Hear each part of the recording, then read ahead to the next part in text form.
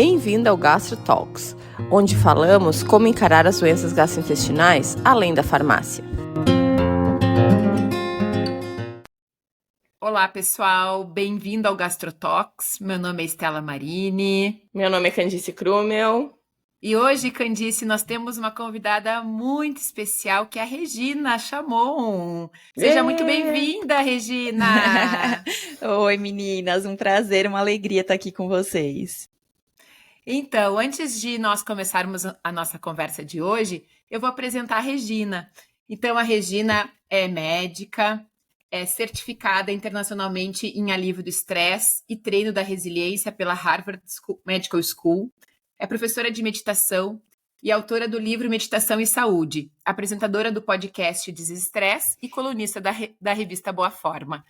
Regina, que alegria te ter aqui para falar de um tema muito importante, que é intestino e estresse, uma via de mão dupla. Então, eu te convido a nos contar um pouquinho como é que nasceu o teu interesse, né, de estudar estresse, e depois, na sequência, veio o podcast, o Desestresse. Compartilha conosco a tua jornada.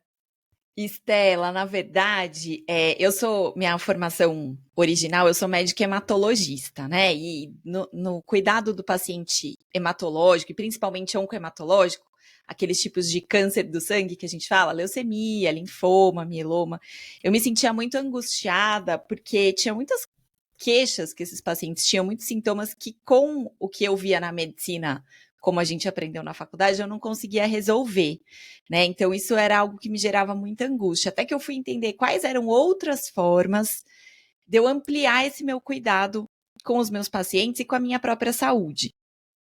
E eu, vendo minha mãe desde criança praticar yoga, quando eu comecei a minha vida profissional, eu fazia yoga e eu me sentia muito bem enquanto eu estava ali no tapetinho de yoga. Mas saiu do tapete, a cabeça já ficava a milhão, né? E aí isso começou a me gerar uma curiosidade. O que será que acontece na prática de yoga que eu me sinto bem? Será que tem alguma coisa aqui que eu posso levar para os meus pacientes? E assim começou o meu interesse pelas práticas integrativas, que a gente chama, né? Práticas integrativas e complementares. Eu fui me especializar nisso. E aí, dessas práticas, existe um grupo de práticas que é o que a gente chama de práticas mente-corpo. O que faz essa interação acontecer entre o corpo e a mente e o corpo? E como que um está o tempo todo regulando o outro? E assim eu fui estudar o estresse, do estresse eu fui estudar a meditação e comecei essa jornada, primeiro uma jornada pessoal mesmo, né, como praticante de meditação, mas depois trazendo isso para o consultório, trazendo para os meus pacientes, para as pessoas que eu acompanho, e no final ensinando profissionais de saúde a ensinarem os seus pacientes. E aí, para a gente tentar chegar em mais pessoas com essa mensagem, né, de como que a gente pode, no podcast que eu apresento, Desestresse, eu brinco que eu tenho um mantra lá, que saúde é algo que a gente cultiva todos os dias. Então, como chegar isso para mais pessoas, veio o podcast. E estamos aqui hoje, foi isso. Depois veio o livro, a coluna na revista Boa Forma, e eu acho que é muito importante para nós profissionais de saúde a gente trabalhar com comunicação em saúde, educação em saúde, né? Porque muitas coisas podem ser prevenidas antes de chegar no consultório médico. Então, acho que a ideia da gente comunicar com as pessoas é exatamente isso. Ótimo. O que eu achei super interessante é que a gente conversou semana passada, há 2 semanas, né, Estela, sobre metas, e a gente começou o podcast com a Estela falando exatamente a mesma coisa, que no cuidar dos pacientes chegou uma hora que começou a gerar uma angústia, que ela via que ela não estava conseguindo ajudar de uma maneira completa eles, e ela começou a olhar para o estilo de vida. Então é muito engraçado isso, como nós, médicos, a gente faz essa formação super, super longa. A nossa formação é de 10 anos, a tua também, Regina, é 10 anos por aí, né? A formação em hematologia. E tu sai, depois dos 10 anos, tu vai pra prática e tu vê que tu não tá pronto ainda, que tu não tá completo, né? É muito louco. E, Regina, eu acredito que as nossas histórias, elas acabam tendo pontos em comum, né, como médico. Porque tanto eu, você e a Candice, a gente tem realmente, como a Candice falou, esse olhar tradicional da medicina, a gente fez toda essa jornada.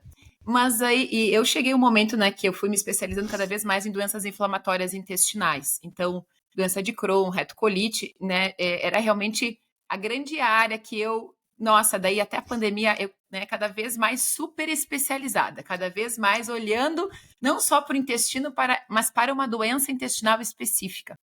E aí eu comecei a me dar conta, gente, somente o medicamento não é suficiente para o meu paciente ficar bem. Mesmo para o meu paciente se manter em remissão, e eu acredito que dentro da hemato deve ser a mesma coisa, né? Dos pacientes que você trata, para o paciente se manter em remissão, nós precisamos sim que o sistema imunológico dele esteja bem. E para o sistema imunológico estar bem, o medicamento muitas vezes não é o suficiente, a gente precisa olhar para esse todo. E eu te convido, Regina, a tu nos contar um pouquinho de como que, afinal, o que é o estresse? A gente tanto fala em estresse, eu estou estressado, mas afinal, né, acho que é sempre importante a gente, muitas vezes, falar o que parece, o óbvio, mas ele deve ser dito, porque às vezes as pessoas não têm clareza. O que é o estresse, o que é a ansiedade? Eu vejo isso no consultório, eles ficam um pouco perdidos quando eu pergunto, mas você se sente ansioso ou estressado? Ah, doutora, achei que fosse a mesma coisa. Então, compartilha conosco um pouquinho essas definições, né, que eu acho que são básicas aqui para a nossa conversa.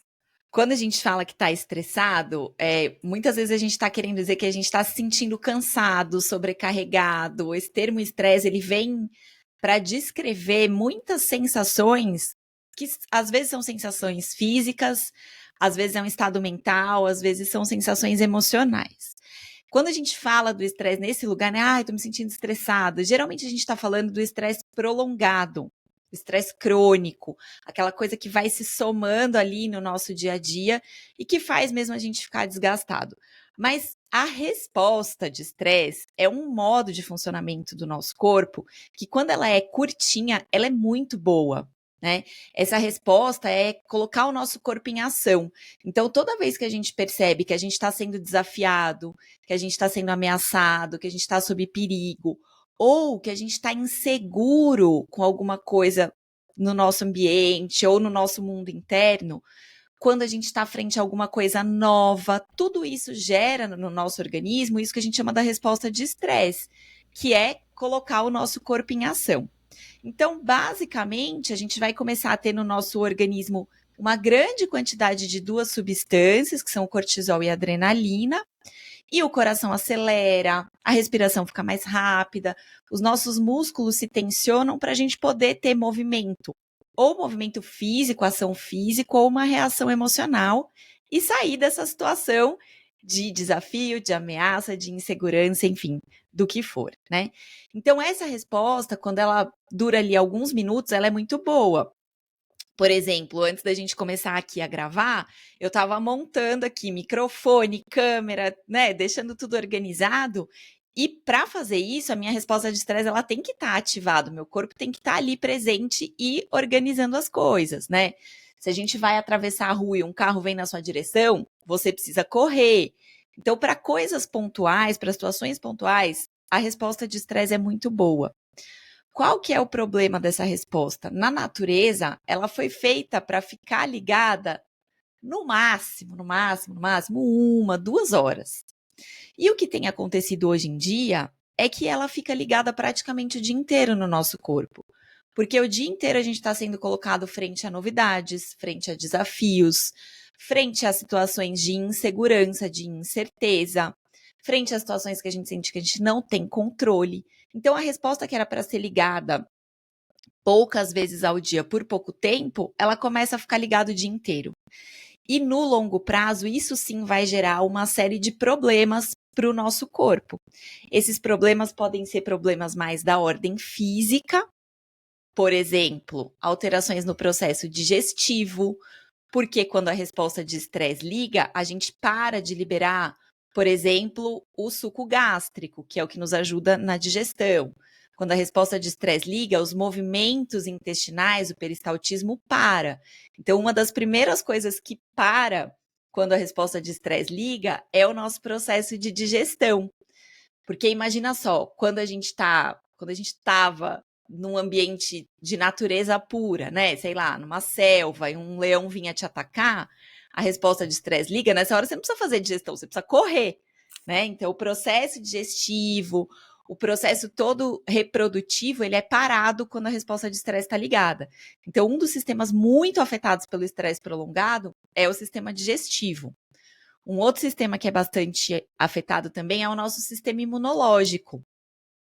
O nosso sistema de defesa, nosso sistema imunológico, ele tem 2 braços. Um braço que é o da defesa, que ele fica meio abobalhado ali, meio parado. Então, a gente começa a ter muitas infecções de repetição, não consegue combater bactérias e vírus simples do ambiente. Por outro lado, o outro braço do nosso sistema imunológico, que é o da inflamação, ele fica muito ativado. E aí as doenças autoimunes, elas se exacerbam em períodos de estresse prolongado. Por exemplo, doença inflamatória intestinal, retocolite ulcerativa, são todas doenças que podem ter os seus sintomas agravados quando a gente está se sentindo estressado. Então, imagina que isso é a manifestação do estresse na esfera mais física. Mas a gente tem manifestações do estresse na nossa esfera emocional, que é a sensação de ansiedade. Às vezes a gente está preocupado com uma coisa que nem existe, ou uma preocupação que é desproporcional àquilo que a gente está vivenciando. Ou às vezes a gente começa a ficar muito impaciente, irritado. São todas manifestações emocionais do estresse prolongado. E às vezes isso se manifesta, e aí a gente não percebe muito, na nossa esfera mental. Começamos a esquecer palavras, a cabeça fica muito distraída, a gente não consegue aprender coisas novas, né? Então o estresse afeta a gente em todas as esferas. Fiz assim, falei bastante, mas tentei fazer um resumão do que é o estresse. Reforçando aqui que o estresse agudo, pontual, ele é bom para o nosso corpo, e o estresse crônico, prolongado ou muito intenso é que é o prejudicial. Exato. E falando um pouquinho sobre a doença inflamatória intestinal, nós pensamos muito do impacto no estresse nas doenças funcionais, que é aquela desorganização do sistema digestivo. Mas o que eu acho lindo dentro da medicina é nós entendermos que o estresse ele é gatilho também para doenças muito graves, como, por exemplo, doença de Crohn, retocolite, que nós sabemos que pode realmente afetar de uma forma muito ruim a saúde dos nossos pacientes. E quando nós vamos estudar sobre a fisiopatologia da doença inflamatória, geralmente está lá descrito que 1 a 2 anos antes de manifestar a primeira crise, ou às vezes até menos, 6 meses, o paciente é muito comum na história ter um evento estressor maior. Então, uma perda de emprego, a perda de um ente querido, uma separação. Então, algo realmente que trouxe muito estresse, como você falou, né? Um estresse crônico, um estresse que se perpetuou por dias, meses, e por conta, esse foi o gatilho que desencadeou uma doença autoimune, que talvez se não tivesse aquele evento estressor maior, ela não teria se manifestado naquele momento. Então, realmente, como é importante nós entendermos a origem para nós podermos evitar que o paciente, de novo, né, volte a ter os sintomas. Ô, Estela, você falou uma coisa, eu costumo usar um exemplo que eu acho que ilustra bem isso que você falou, né? Imagina que a gente quer cozinhar um sapo. Se você pegar o sapo e jogar ele na frigideira quente, ele vai pular, certo? Isso é quando a gente tem um grande evento estressor na nossa vida acontecendo de repente. Por exemplo, perdi alguém que eu amo muito, fiquei desempregado, aquilo dá um chacoalhão na sua vida e geralmente você vai buscar recursos para se cuidar, né? Então é um evento estressor que ele é grande o suficiente para causar alterações no funcionamento do nosso corpo, mas que também nos movimenta a buscar soluções. Por outro lado, se a gente pegar esse mesmo sapo, colocar ele numa panela com água fria, ligar o fogo bem baixinho e deixar ali, ele vai cozinhar sem nem perceber. Isso é o que acontece com essas microdoses diárias de estresse que a gente tem e que muitas vezes elas vão se acumulando sem a gente perceber. E elas são tão prejudiciais quanto uma grande dose de estresse, só que muitas vezes a gente não se dá conta e a gente não vai atrás para cuidar, né? Então, às vezes a gente olha essas doenças como você trouxe, né? Tem um fator ali que a gente consegue identificar onde que foi, mas às vezes a gente não consegue porque ele tá esse sapo cozinhando na água fria, né? Ele tá ali meio diluído no nosso dia a dia. Então é importante também a gente ter esse olhar cotidiano de será que tá tudo bem ou será que eu tô sem perceber me sobrecarregando, sabe? Isso a gente vê muito nas doenças funcionais, né? Eu recebo muitos pacientes com essas queixas, assim, ai, dor de estômago, o intestino não funciona direito, ou porque solta, ou porque prende. Aí você pergunta, e aí de repente a pessoa se dá conta, nossa, gente, a minha vida tá meio caótica e eu nem me dei conta aqui, né? E o que eu acho que a gente tem que se ligar, que a gente dividiu a medicina em áreas, né? Então, uma parte vê gastro, outra parte vê cardio, mas a impressão que eu tenho com o passar assim, do tempo é que quase todas as nossas doenças, se não todas, 100%, envolvem o sistema imune de um jeito ou não, tá? Se tu pensar o câncer é uma falha imunológica, o nosso sistema imune não se deu conta que tinha uma coisa ali dividindo errado. Fibromialgia, quando nós estava na faculdade, eles diziam que a fibromialgia era uma doença totalmente somática, que não tinha nenhum componente orgânico na fibromialgia. Hoje em dia já se sabe que tu tem inflamação crônica de baixo grau e provavelmente a fibromialgia é uma doença do sistema imune. Então, eu acho que a maioria das coisas, eu não vou dizer 100%, né? Mas a maioria das coisas envolve essa regulação do nosso sistema imune. Ele não pode estar muito para baixo, entendeu? Ele não pode deixar passar as coisas, mas ao mesmo tempo ele não pode fazer tempestade em copo d'água, né? Então, a maioria das coisas envolve essa regulação do nosso sistema imune e o estresse regula muito, muito, muito o nosso sistema imune, né? É muito louco isso. Você imagina que o estresse é o botão de volume do sistema imunológico. Né? Muito boa então, essa. Quando a gente não tem nenhum estresse, a gente também não dá estímulos para o nosso corpo. E a falta completa de estresse, às vezes a gente se sente desmotivado, procrastinando, o nosso corpo não tem estímulos para funcionar. Agora, se esse botão vai lá para o outro extremo do volume muito alto, a gente também tem problemas. Então, existe um tipo de estresse que é um termo que a gente não usa muito, né? Mas que a gente poderia chamar de eustresse, que é o estresse bom para o nosso corpo, né? E tem jeitos da gente ligar esse estresse bom no nosso corpo. É um nome muito feio, né? Mas que, enfim, a ciência cunhou, que é a hormese. Hormese escreve com H, que é a gente dar pequenos estímulos de estresse no nosso organismo, que são estímulos curtos e não muito intensos, que vão colocar o nosso corpo para funcionar como se ele estivesse fazendo uma faxina no sistema imunológico. O exercício físico faz isso, né? Exato, exercício físico é um estímulo de estresse. Alterações da temperatura corporal, então hoje em dia tá na moda, né, o banho de gelo, ou fazer uma sauna, também são estímulos de hormese. O próprio jejum, quando a gente faz um jejum um pouquinho mais prolongado, ele é um estímulo de hormese para o nosso corpo. Então, a gente intencionalmente, de maneira consciente, a gente pode provocar o nosso sistema de estresse para ele ficar mais afiado, para ele conseguir responder melhor quando a gente precisa dele, mas também para ele aprender a desligar quando a gente não precisa dele. Então, o exercício físico é isso, você dá um estímulo de estresse que tem um tempo determinado. E aí o seu corpo aprende a entrar no estresse e a sair. Quando você para o exercício físico, acabou o estímulo estressor. Então, esse é um jeito da gente educar o nosso sistema de estresse para que ele seja um sistema de estresse muito eficiente. Eu lembrei Desculpa, Estela. Eu dou o mesmo exemplo que tu deu para os pacientes do leão, tá? Na savana africana. Eu falo a mesma coisa.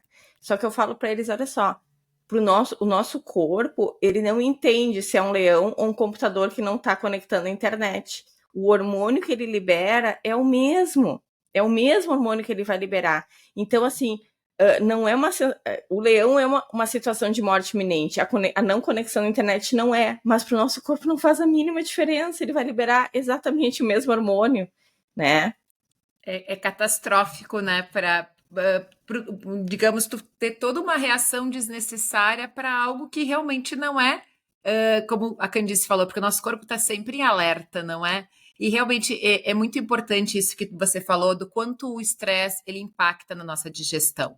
Eu sempre, aqui no podcast a gente fala muito em consulta também, eu sempre falo para os pacientes, Imagina que tu tá naquele dia a dia corrido, né? Aquela manhã cheia de reuniões e muitas demandas do mundo corporativo, no consultório. Nós sabemos o quanto o burnout hoje ele é hoje já é considerado, né, entrou como doença, já tem já critérios bem estabelecidos para o burnout. E nós somos um dos países, além de ser o número 1, né, em ansiedade, o 5º em depressão, um dos primeiros países em burnout. Então, as pessoas realmente, hoje nós sabemos o quanto o trabalho está ocupando um grande espaço na nossa vida. E aí você chegou lá para almoçar, naquele ritmo frenético, tendo mais ou menos uns 5, 6 assuntos para resolver, e o teu sistema, né, de alerta tá aqui, ó, luta e fuga, ele tá, aí tu chega lá no buffet correndo, aí tem aquela fila, e vamos, e come, e é óbvio que o teu sistema digestivo não está pronto, porque como nós falamos, ele tá preparado para correr de um leão, porque realmente ele entende que tem um leão atrás de ti. E aí, se tem um leão atrás da gente, não é hora de parar, vou sentar e vou fazer um lanchinho. E vou fazer a digestão com muita calma. Exato! Então, né, a Candice, a gente sempre fala aqui no podcast, primeiro a calma, né? Para depois, sim, conseguirmos ter uma boa digestão. E justamente, Regina, qual a minha percepção sobre o estresse num período pós-pandemia?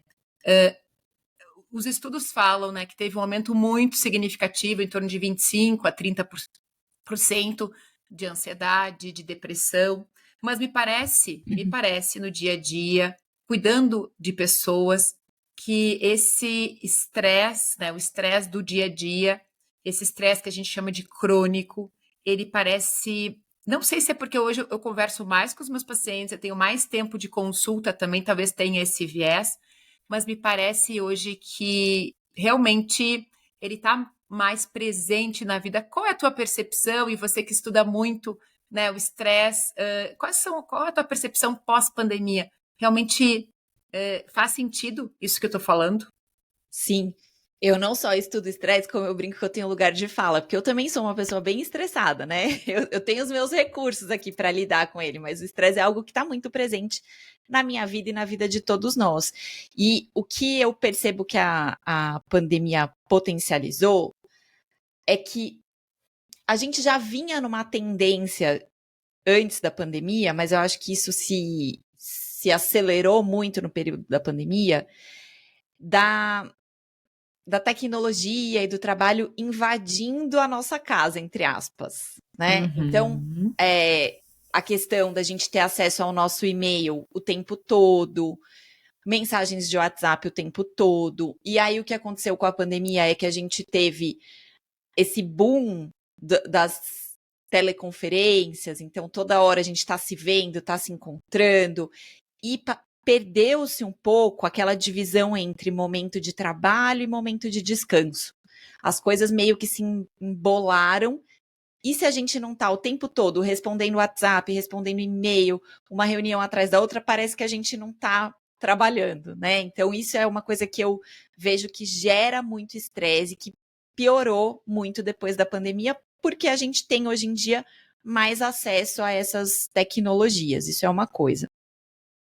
Outra coisa, eu acho que a gente já vinha todo mundo ali com o copo quase transbordando, e aí a pandemia foi a gotinha que faltava para realmente todo esse estresse crônico que a gente vinha sustentando e carregando transbordar.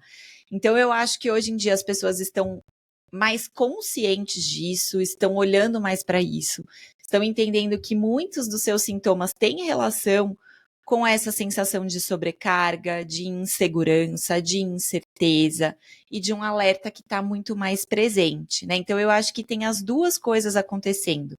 A gente identifica mais, seja como médico, seja como pessoa que vivencia o estresse, mas também a gente tem mais fatores que estão nos fazendo ficar com esse sistema de estresse muito mais ativo, né? Muito mais ligado. E isso vai tendo repercussões no nosso dia a dia, na nossa vida.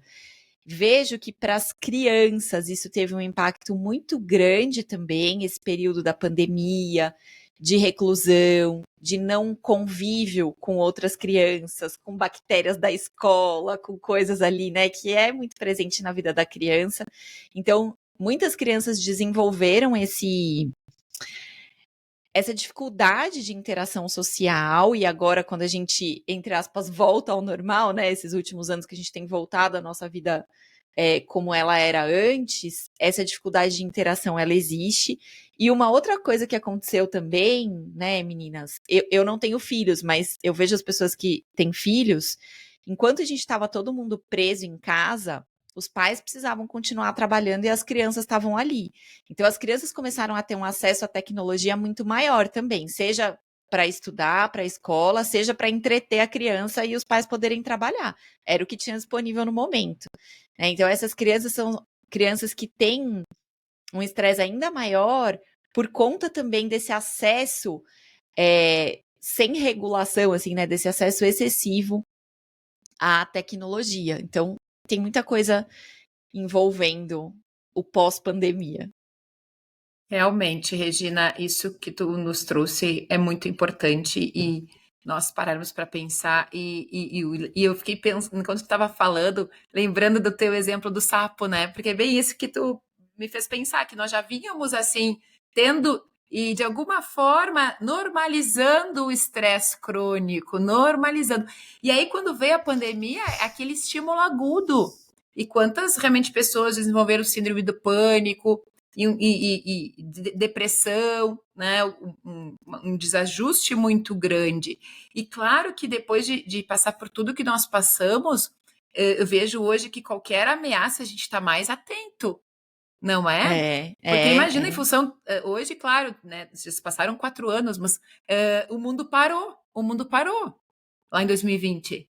Então, assim, claro que qualquer ameaça nova, está surgindo um novo vírus lá na China, já dá aquela. Então, é muito desafiador, né, esse pós-pandemia e o quanto realmente é importante nós estarmos atentos. E aí, Candice, eu já te convido a falar um pouquinho sobre essa ligação, afinal, a Regina nos trouxe do quanto realmente o estresse impacta da nossa saúde como um todo, e nós ouvimos tanto falar do eixo cérebro-intestino, que claro que o eixo cérebro-intestino ele é diretamente afetado pelo estresse. Conta para nós, para quem está chegando hoje, escutando a primeira vez o nosso podcast, conta para nós como é que é afinal, o que é esse eixo cérebro-intestino que hoje é tanto falado? O intestino é o segundo cérebro. Como que, de uma forma que seja realmente... Eu vou falar de uma forma resumida, né, Estela? Exato. Senão tu vai me botar em maus lençóis aqui. Não, de uma forma muito resumida, mas que ao mesmo tempo a gente consiga entender o quanto a gente precisa olhar para o todo, né? Quando tem um sintoma intestinal que a gente precisa ampliar esse olhar. Então, conta para nós como é que é essa interação. Na verdade, eu acho que até a Regina já falou que tem essa comunicação ali entre o cérebro e o intestino e que se dá preferencialmente por um nervo chamado nervo vago, né? O nervo vago talvez é o principal comunicador ali entre o cérebro e o intestino.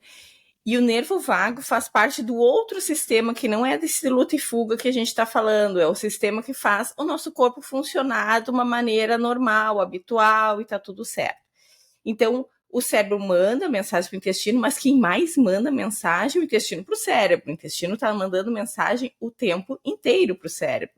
O que a gente come, né? O tipo de coisa que está entrando, como tá nossas bactérias intestinais, né? O que elas estão produzindo. Então, o tempo inteiro, o cérebro está recebendo essas mensagens, claro que é de uma maneira muito inconsciente. E isso é outra coisa que eu falo para os pacientes. Eventualmente, quando a gente está estressado, está deprimido, algumas coisas passam a ser conscientes, que a gente não deveria estar sentindo. E quando a gente sente qualquer coisa que é abaixo da nossa garganta, até ali a saída, é desconfortável. É desconfortável. Então, quando a gente sente o estômago cheio, é desconfortável. Quando a gente sente peristaltismo intestinal, é desconfortável. E na verdade, assim, um pouco até a gente já falou, esses hormônios do estresse, eles bagunçam, né, o nosso funcionamento intestinal.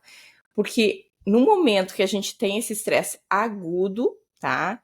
Tem um desvio de rota para dar energia para o cérebro, para o coração e para o músculo, tá?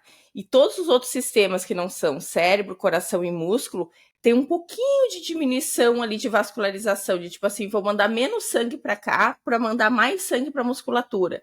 Então, para tudo, tá? Para tudo, que agora é o músculo que tem que correr, porque tá vindo o leão. Para tudo. Só que às vezes não é o leão, né? Mas tudo bem.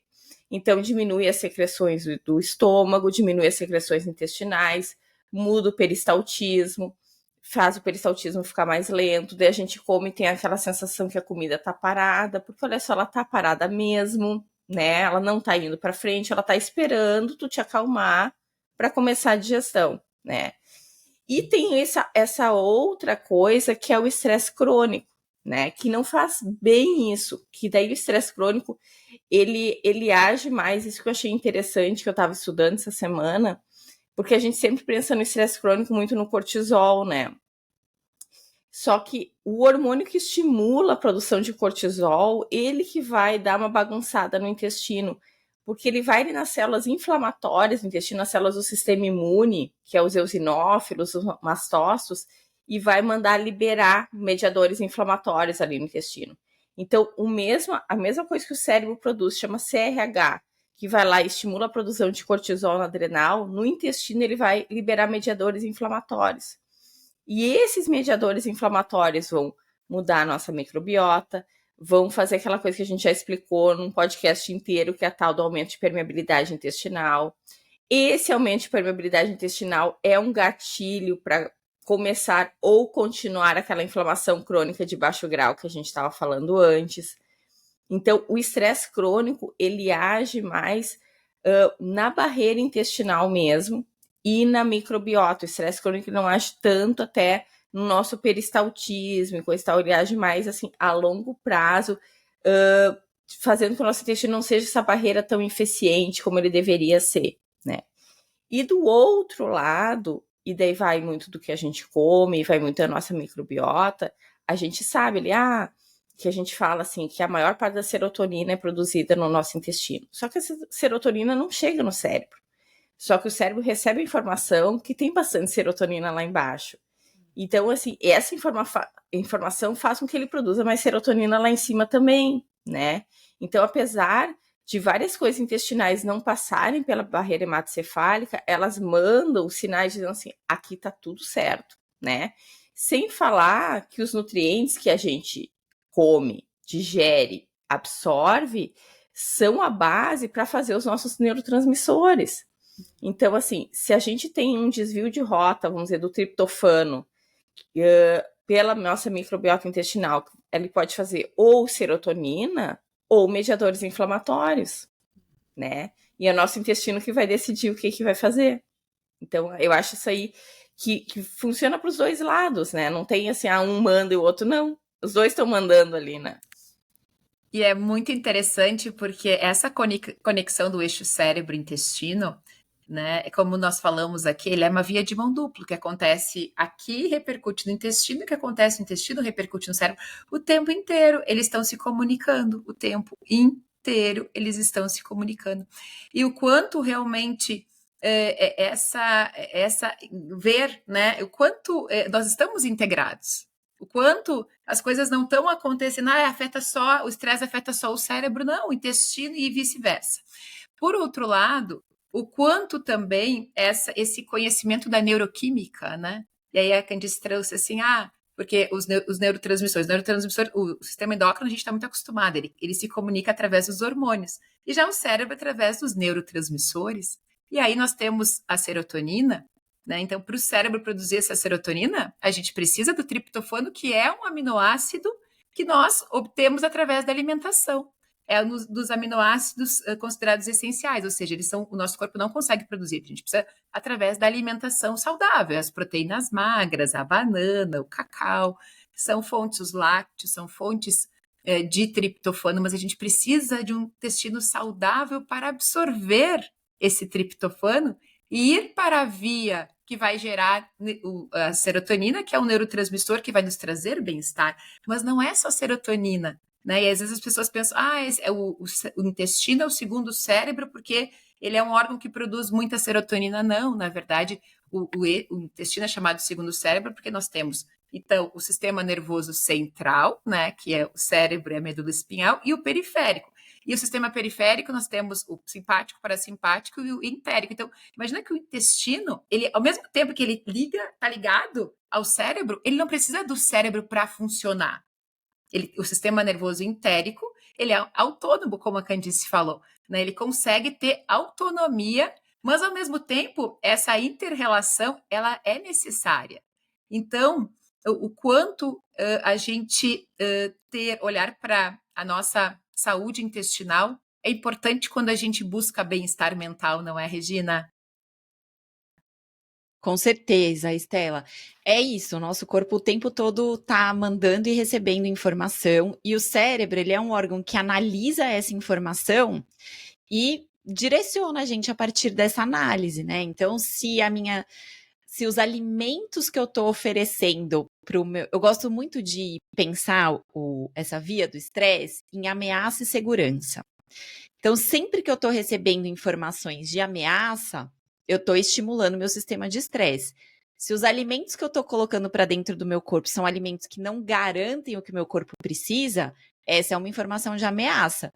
Por exemplo, quando eu como fast food, que são alimentos que não têm os nutrientes que o corpo precisa, não tem ferro, não tem B12, não tem triptofano, não tem tudo isso que a gente sabe que é importante, essa é uma informação de ameaça.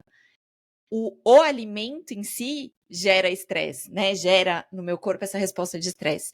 Por outro lado, se o alimento que eu estou oferecendo para o meu corpo é um alimento que tem todos esses nutrientes, fruta, legume, verdura, essa é uma informação de segurança. Meu cérebro entende que está tudo bem. Então, tem a questão do conteúdo alimentar, que pode ser uma informação de segurança ou ameaça. Tem uma outra informação, que é essa informação de como é que tá essa galera toda que vive aqui dentro da minha barriga, né? Então, a minha microbiota é uma microbiota que tá saudável, que é diversa, a parede do meu intestino tá íntegra, tudo isso é sinal para o meu cérebro de segurança, de que tá tudo bem, que eu posso relaxar.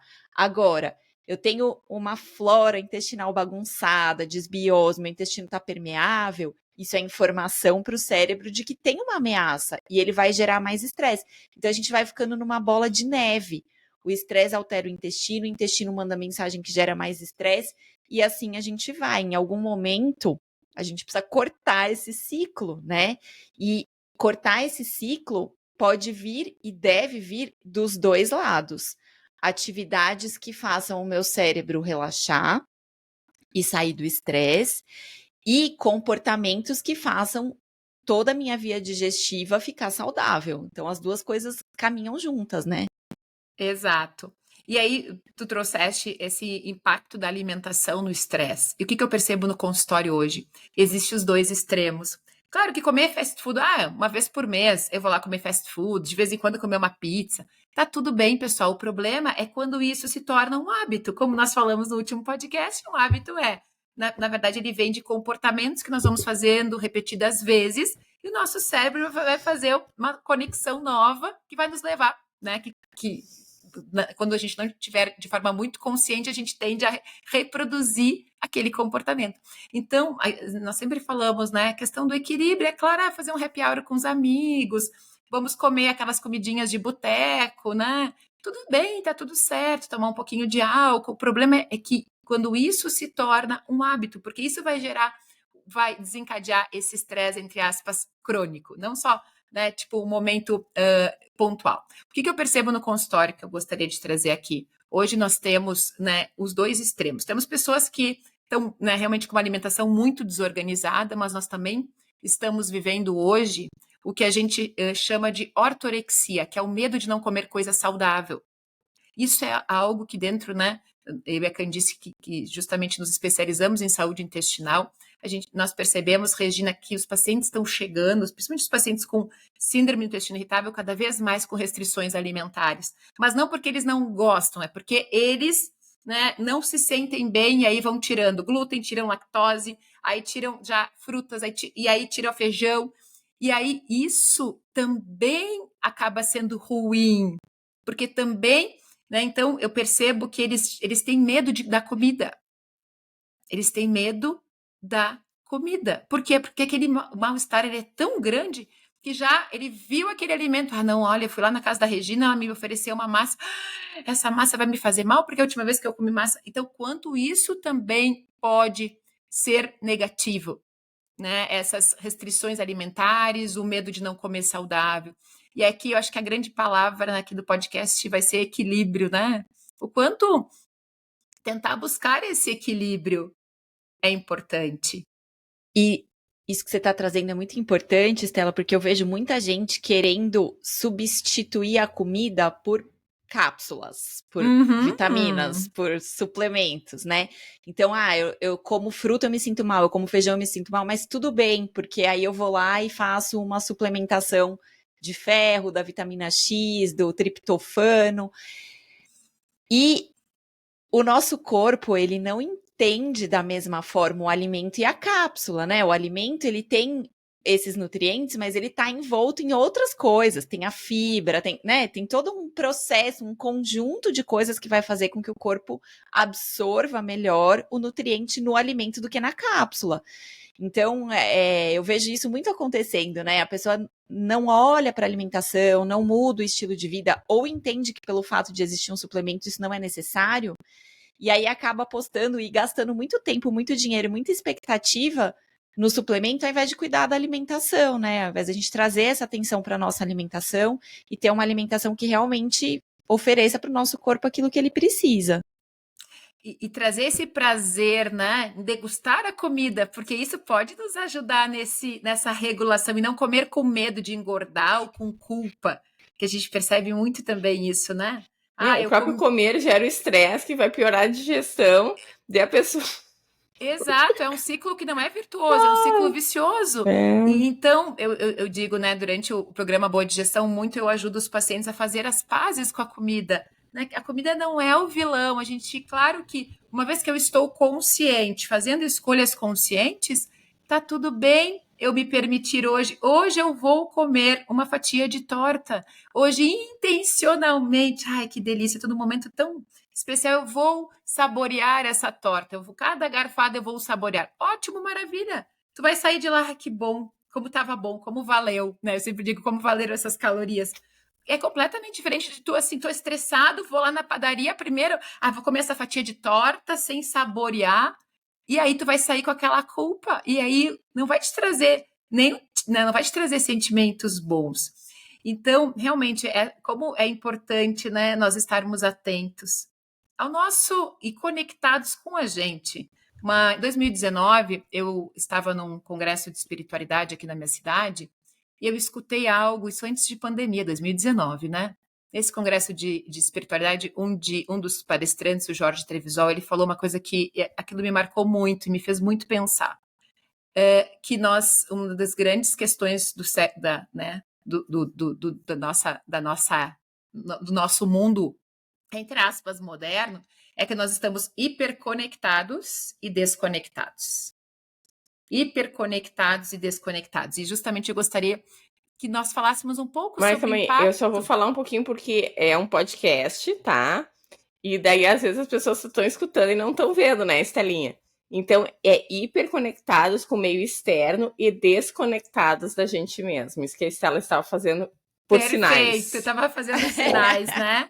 Então, eu gostaria de convidar vocês um pouquinho para a gente falar sobre o impacto Nós já falamos um pouquinho das telas, dessa hiperconexão. E quando a gente fala em hiperconexão, claro que automaticamente a gente pensa nas milhões de mensagens todos os dias de WhatsApp e o quanto a tecnologia traz muitas coisas boas, sim. Olha só, eu estou aqui em Caxias do Sul, a Candice em Santa Cruz, a Regina lá em São Paulo, e nós estamos aqui conversando como se nós estivéssemos, né, num cenário muito parecido com a nossa sala de casa. Porém, né, quais são as percepções de vocês do impacto das telas, né? Vocês acham que realmente as telas geram estresse, né? Então, o técnico estresse, vocês acham que isso é uma realidade que vocês percebem na vida de vocês e das pessoas que vocês cuidam? Acho que sim, Estela. Eu acho que sim, de duas formas, né? A tela gerando estresse e o estresse fazendo a gente ficar mais tempo na tela. As duas coisas acontecem. Então, a tela gera estresse, como eu já tinha falado um pouquinho antes, o fato da gente estar o tempo todo recebendo estímulos, da gente não ter momentos de pausa e de simplesmente deixar a cabeça livre, sem se engajar com nada, né? Essa cabeça livre que a gente chama da divagação mental, ela é muito positiva para a nossa criatividade, para a gente ter flexibilidade de pensamento. E o que a gente faz hoje em dia, com esse acesso muito fácil e muito viciante nas telas, é que a gente está o tempo todo recebendo estímulo. Então, se você está no computador ou no seu celular, tem o estímulo visual, que é muito intenso, tem o estímulo do som, tem o estímulo de você ficar rodando aquela página ou aquele feed o tempo todo recebendo novidades. Isso tudo gera muita ativação no nosso cérebro e isso gera estresse, sim, né? Isso faz com que a gente libere muita dopamina, que é uma substância do nosso sistema da motivação. Então, quando a gente recebe um like, quando chega uma mensagem no celular e o celular apita, isso começa a gerar muita dopamina. E quando esse nosso sistema da dopamina está muito ativado, ele começa também a ativar o sistema de estresse. Né? Então, a gente tem o aumento do estresse por conta do aumento da dopamina também. Isso acontece, isso é muito frequente. Então, um ponto que a gente tem é que a gente não tem momentos de descanso, porque o tempo todo está tendo estímulo. O outro tempo é que esses estímulos são muito dopaminérgicos e o excesso da dopamina gera estresse. E tem um terceiro ponto que a gente acaba ficando muito exposto, que é esse alerta o tempo todo, essa hipervigilância. A gente está sempre esperando chegar uma mensagem, chegar uma notificação. A gente está sempre esperando que alguém vai curtir alguma coisa que a gente postou. E isso deixa o nosso sistema de estresse muito ativo, né? Então, o uso das telas tem essas desvantagens enormes, embora tenha vantagens também. Então, acho que é a gente entender como que a gente pode usar isso de uma forma que não seja prejudicial para a nossa saúde. Você sabe, eu dar um relato pessoal. Eu percebo que o barulhinho da mensagem chegando me gera muito estresse. Eu não me considero uma pessoa ansiosa, nada assim. Mas aquilo ali, quando começa aqueles pim, pim, pim, começa a vir um negócio dentro de mim, parece assim que eu vou explodir. O meu celular é uma gozação dentro da família e o meu celular está sempre no silencioso. O meu também. Uhum. E quando eu tenho que colocar ele, tipo assim, eu estou esperando uma ligação, eu tenho que colocar ele assim, e começa a vir mensagem, eu fico muito estressada. Sabe? E eu não vejo problema de chegar em casa e deixar o celular dentro da bolsa e tomar banho de piscina, entendeu? E daí vocês viram ontem, né? Tinha, sei lá, um zilhão de mensagens, não tinha visto nenhuma, tá? Porque daí aconteceu, eu pego o celular e a pessoa fala assim, tô te mandando mensagem há 45 minutos. Eu falo, eu não estava disponível. Exato, mas isso é a próxima pergunta, né, Regina? Como que a gente consegue, nesse mundo frenético que nós vivemos, eu digo, não tem, nós vivemos num mundo frenético hoje, um mundo hiperconectado. Como que nós conseguimos encontrar esse equilíbrio, né? E aí eu digo, nós estamos na montanha-russa da vida, mas como não sentir tanto essas oscilações? Então, gostaria que nos trouxesse questões práticas, porque também o podcast tem esse objetivo de educação em saúde, mas que os nossos ouvintes, eles possam trazer a informação que hoje eles estão aqui recebendo para a sua vida. Sim. Então, nos conta um pouquinho. Bom, vamos lá. Pensando nessa questão, primeiro, das telas que a gente está falando. Uma coisa é a gente desativar as notificações. Isso já melhora muito a nossa vida. Né? Então, desativar a notificação de rede social, desativar a notificação de e-mail, de WhatsApp, de mensagem. E aí, ter horários para você checar essas coisas. Então, você tem, sei lá, de manhã e no fim do dia você checa os seus e-mails. A cada 1 hora você vai lá e checa o WhatsApp, e hoje em dia o nosso celular dá a possibilidade de algumas mensagens serem notificadas e outras não. Então, de repente, você tem filho e quer deixar a notificação do filho ativa, tudo bem. mas não precisa deixar todas as notificações ativas, né? Desativar notificação de grupos é muito importante, porque é uma coisa que chega mensagem o tempo todo, né? Isso é uma coisa. Outra coisa é a gente limitar o nosso tempo de estar na rede social. Não tem problema de usar a rede social. O problema é a gente ficar ali indefinidamente. Então, quando a gente limita esse tempo do uso da rede social, a gente está liberando o nosso tempo para outras atividades, que são atividades que vão desacelerar o nosso sistema e colocar o nosso sistema nesse lugar de calma. Se eu decido que eu vou ficar 20 minutos numa rede social e o resto da minha hora eu vou fazer uma caminhada num parque da minha cidade, eu vou montar um quebra-cabeça, eu vou fazer uma atividade manual, uma pintura, vou ouvir uma música, isso já muda o funcionamento do nosso sistema, né? Então, essa limitação do tempo na rede social é muito legal.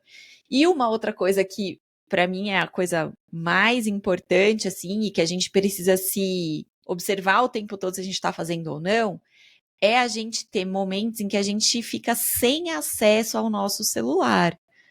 Principalmente no período da noite, mais perto da hora do sono, que o ideal é que a gente esteja se engajando em atividades mais relaxantes, exatamente para desligar o sistema de estresse, ligar o sistema da calma, para a gente poder ter um sono reparador.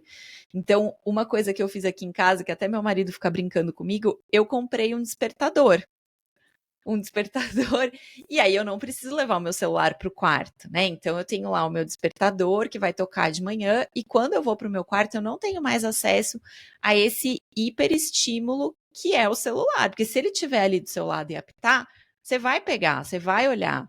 Se você está tentando pegar no sono e não consegue, você vai entrar numa rede social, né? Então a gente tirar o celular de perto da gente por um período do dia, isso é muito saudável para o nosso sistema de estresse, né? E além disso, a gente também, eu brinco que todo dia na nossa vida tem estresse. Na vida de todo mundo, eu não conheço ninguém que vai passar um dia inteiro sem ter um evento de estresse. Então, se todo dia tem estresse, todo dia tem que ter o contrário do estresse, que é o relaxamento. E aí, cada um vai relaxar de uma forma. Tem gente que gosta, como é o meu caso, de meditar. E a meditação, para mim, é um momento de relaxamento. Tem gente que se sente estressada ao meditar e vai relaxar, sei lá, lendo um livro. Vai relaxar fazendo uma comida, sem ter outros estímulos ali, estando presente, cuidando da comida, brincando com o cachorro. Aí cada um vai ter a sua forma. Mas todo dia tem que ter um momento do nosso dia que a gente dedique 5, 10 minutos para uma atividade que traga essa sensação de relaxamento, para que a gente possa contrabalancear o nosso sistema nervoso autônomo do estresse com o nosso sistema nervoso autônomo do relaxamento. E se a gente não está atento, não está prestando atenção nisso, esses momentos vão passar e a gente nunca vai colocar isso no nosso dia a dia, né? Muitas vezes a gente tem essa ideia, eu vou deixar para relaxar quando eu tiver dado conta de toda a minha lista de pendências. Não vai acontecer, gente, nunca. Na verdade, o que eu acho bem interessante quando a gente está lendo sobre essa coisa do sistema nervoso simpático, que é o que do estresse, ou parasimpático, eles falam muito assim, como ativar o sistema nervoso simpático, como ativar o nervo vago. Daí a meditação é uma das coisas, né? E daí quando eu falo com os pacientes, eles chegam às vezes a revirar os olhos, eu falei, tu nem fez ainda, que aí tu tá revirando os olhos, entendeu? Tipo, não pode falar de coisa que tu nem tentou, né? E eu falei, começa com 5 minutos, tu não precisa ficar meia hora lá sentado, tu começa com 5 minutos, né? Tem esses aplicativos hoje em dia que te ensinam ali a meditar, né? Exercício de respiração, que eu acho que é muito fácil fazer. Quando eu acho que eu tô estressada, eu faço exercício de respiração. Então, tem vários tipos de exercício também que dá pra fazer, de contar, de fazer quadrado, de fazer, né? E um que eu achei super interessante é cantar. Porque cantar ativa uma parte diferente do cérebro e parece que ativa o nervo vago. Então, tu botar uma vez sem cantar alto, não pode ser cantar baixinho, tá? Tem que cantar, assim, a plenos pulmões, assim, quando a gente canta no carro, assim, muito animado, sabe? Mas cantar é uma coisa que também ativa o nervo vago, que eu achei super interessante. Que bom, Candice, que tu falaste, né, da meditação. Nós temos aqui uma super especialista, inclusive eu fiz com a Regina o curso dela de meditação em saúde. Nossa, foi fantástico para profissionais da saúde, né? O quanto eu já gostava de meditar e o quanto Regina, tu me ajudou a descomplicar a meditação, né? A gente foi começando pequenos passos, 21 respirações, aí foi evoluindo, aí 2 minutos. O quanto também, eu gostaria um pouquinho que tu falasse para nós, o quanto hoje, ainda, né, século XXI, as pessoas linkam meditação com questões religiosas, né? Sim.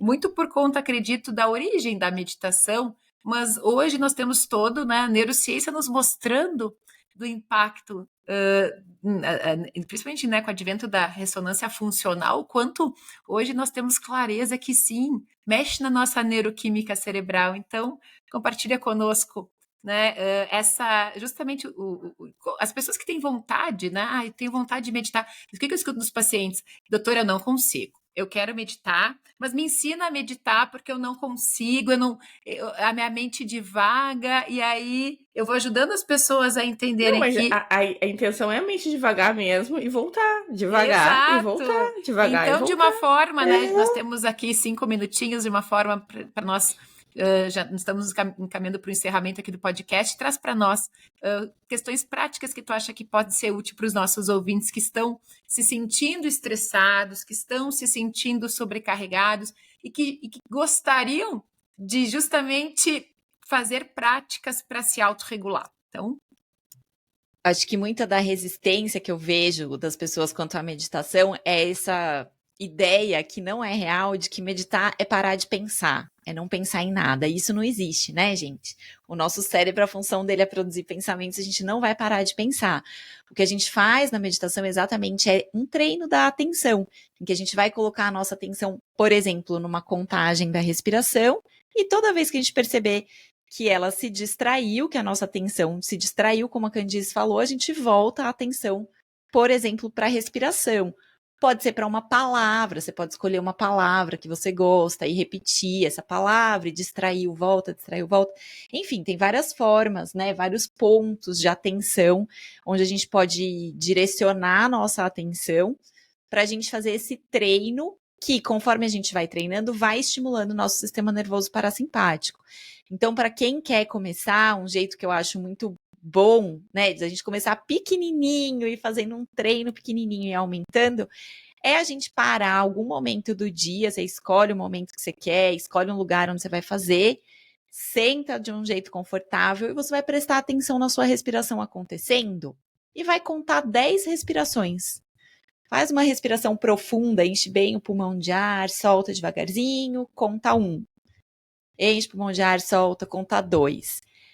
E vai assim até contar 10. Conseguiu contar 10, tá fazendo essa contagem de 10 com bastante atenção, passa a contar 12, 15 e vai aumentando até chegar nesses 21 que a Estela falou, né?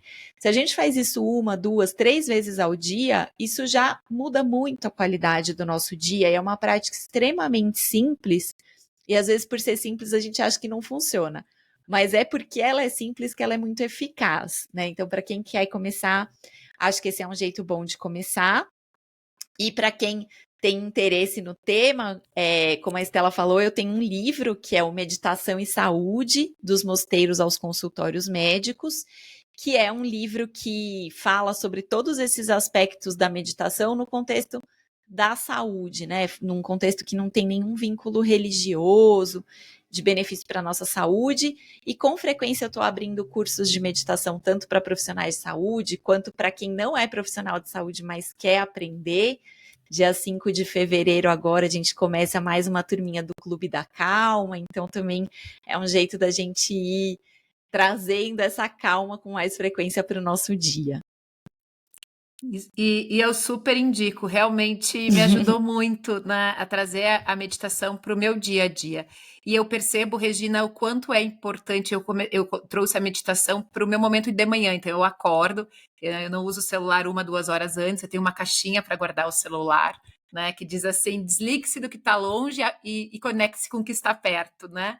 E aí, e também não uso o celular até depois do meu café da manhã. Então, esse momento de acordar de manhã, eu sempre digo, acordo antes de todo mundo, vou para minha janela, abro a janela e aí eu começo, né? Sento na minha posição confortável, gosto de acender uma velinha e justamente tenho ali uns minutinhos, né?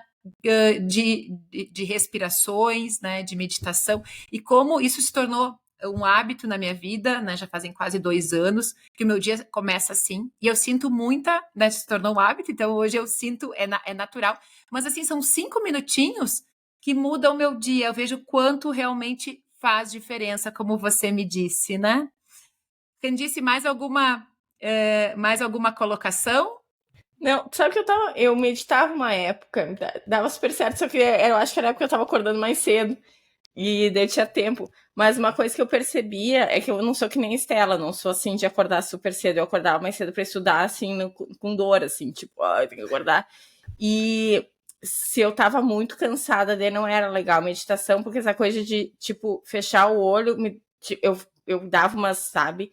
Então eu acho que tu tem que estar uma dica, né, um pouquinho alerta, assim, tu não pode fazer, tipo assim, eu vou acordar mais cedo pra meditar, mas se tu acordar muito sonolenta, que nem eu acordava, daí não era legal, tu tem que estar alerta, assim, pra ter essa coisa, como é que fala assim, tipo assim, de tu ver o pensamento vindo e deixar ele ir, dizer assim, então tá, né, e deixar ele ir, tem que estar um pouquinho alerta, senão dá mais sono. Exato. E tem mais, só complementando o que a Regina falou, tem algo que eu trabalho com meus pacientes do consultório antes das refeições, para e respira, né? Que daí, na verdade, não acaba, são respirações que você faz, 3, 4, 5 respirações, para justamente ativar o teu parasimpático e mandar essa mensagem para o cérebro. Estamos em segurança, nós não estamos mais no momento de estresse, estamos no momento preparados para receber essa comida. E isso vai ajudar muito também que a pessoa, então, tanto saboreie quanto também mastigue a comida, que é tão essencial para que o eixo intestino-cérebro ele funcione bem, não é mesmo? Então, estamos finalizando esse 38º episódio. Regina, gostaríamos muito de agradecer a tua presença e né, te convido a deixar, então, como que as pessoas te encontram, né? E podem acompanhar esse teu trabalho que é tão incrível e que soma tanto a vida de tantas pessoas. Obrigada, meninas. Foi um prazer, uma alegria estar aqui com vocês. Bom, para me achar é fácil. No Instagram é o @doutorasanguebom. Lá tem muito conteúdo sobre estresse, sobre meditação. E sempre que eu abro turmas para os meus cursos, tá lá.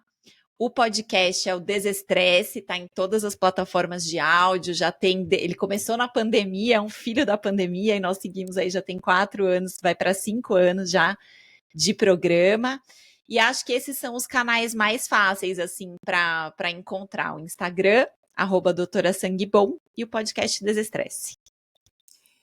Ótimo, e o podcast é incrível, vocês vão gostar muito.